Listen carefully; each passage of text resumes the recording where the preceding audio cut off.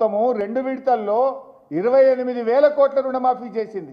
మీరంతా 18,000 కూడా చేయలే, 18,000 కూడా చేయలే. నిన్న చదువుతున్న లిస్టు అసెంబ్లీల కాన్స్టిట్యున్సీ వైజ్ ఒక విడత చదువుతున్నారు, ఇంకో విడత చదువుతలేరు. మేము 2018లో చేసినాం, 2023లో చేసినాం. 2023 చదువుతుండ్రు, 18 కలుపుతలేరు. మొత్తం 28,000 కోట్ల మాఫీ చేసినాం. నువ్వేం చెప్పినావు?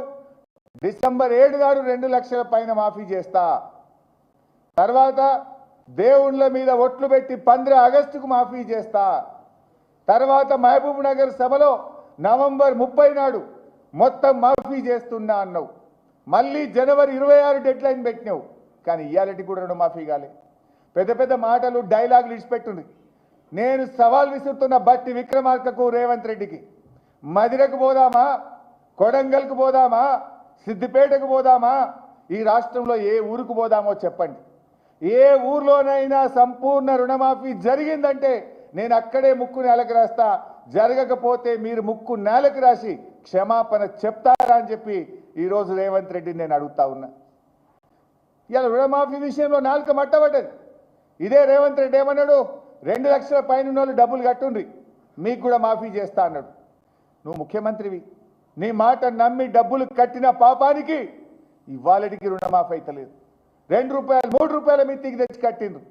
కొత్త అప్పులైనవి తప్ప ఇవాళ వాళ్ళ రుణమాఫీ ఎప్పుడు చేస్తావో దానికి ఒక సమాధానం లేదు ప్రభుత్వం నుంచి. అడుగుతా ఉన్నా, ఎప్పటిలోగా సంపూర్ణమైన రుణమాఫీ చేస్తారు? ఇవాళ మొత్తం రుణమాఫీ చేయాలంటే 49,500 కోట్లు కావాలి. నువ్వు చెప్పింది 31,000 చేస్తా అన్నావు, కానీ చేసింది 16-18,000 చేసినావు. పావుల 30 పైసలే చేసినావు. ఇంకా ఆటాన బారాన మంది మిగిలే ఉన్నారు ఊళ్ళల్లో. అది ఎప్పుడు చేస్తావో చెప్పాలి. నువ్వు నిజంగా చేసినా అంటే ఏ ఊరికి పోదామో చెప్పు, ఎప్పుడు పోదామో చెప్పు, నేను మాట్లాడడానికి మీ వెంట రావడానికి సిద్ధంగా ఉన్నాం. పోదాంపా, గన్మెన్లు లేకుండా, సెక్యూరిటీ లేకుండా ఈ రాష్ట్రంలో ఏ ఊరికి పోదామప్పా, పోయి అడుగుదాంపా. ఆ కచేరీ కాడ కూర్చొని రుణమాఫీ అయిందా కాలేదా, ఏ ఊర్లో పోయి అడుగుదాం. నువ్వు రెడీగా ఉన్నావా? నిజంగా నువ్వు చేసింది నిజమైతే, రుణమాఫీ జరిగిందని నువ్వు నమ్మితే ఎందుకు భయపడుతున్నావు? పోదాంపా, ఏ ఊరికి పోదాం. నువ్వు రావట్లేదంటే నువ్వు రుణమాఫీ చేయనట్టు, రైతుల్ని మోసం చేసినట్టు. నువ్వు చేసినోడివైతే పోదాం, కొడంగల్ నీ కాన్స్టిట్యున్సీలో ఏ ఊరికి పోదామో పోదాంపా అంటే నువ్వు చేయలే, మోసం చేసిన రుణమాఫీ విషయంలో కూడా. నిన్న ఆయన మాట్లాడు ఎంత చిల్లరగా మాట్లాడినరు రేవంత్ రెడ్డి గారు, మీరు చూశారు.